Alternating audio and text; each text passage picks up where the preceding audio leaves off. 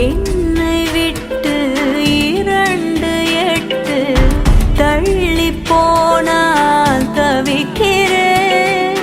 மீண்டும் உன்னை அள்ளி எடுத்து கருவில் வைக்க நினைக்கிறேன்.